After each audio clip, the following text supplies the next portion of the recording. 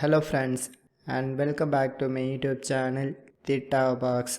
So today I get the following error notification while I try to open the Roblox in my Windows 7 PC, and this is that message: unapproved third party applications or extensions detected. Please uninstall this third party software and rerun Roblox. So how to get rid of this error message? So first of all, close this window and then open your Windows Run and execute this command %temp%. So here you can locate that Roblox folder and simply click to delete it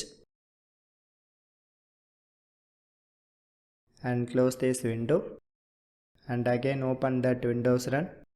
But now this time you can execute this following command %local app data %. So same way you can locate that Roblox folder and click to open it. So here I try to access this folder versions and then click to delete previously downloaded version, which means that in which date you get this error message. So I try to delete these first two folders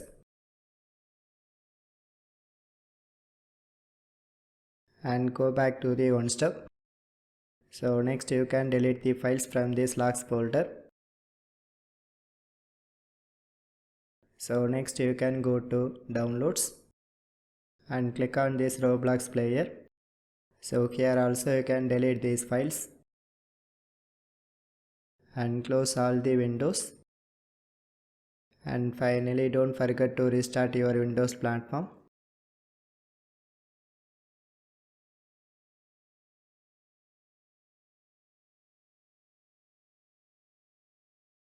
So after the restarting is completed, and then I try to install this Roblox player.